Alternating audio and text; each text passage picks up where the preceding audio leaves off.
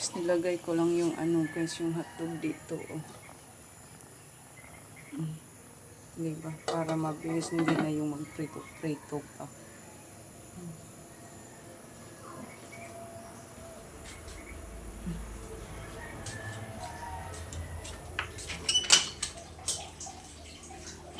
David.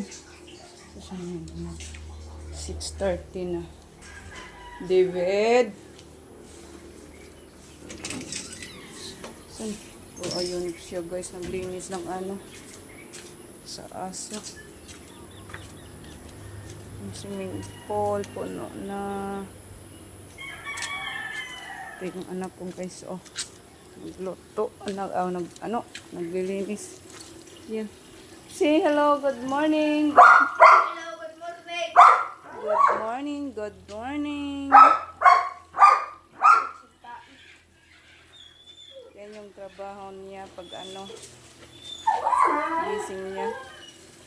Bago siya pumunta sa ano, school. At siya kapag dating niya galing sa school. Paaralan.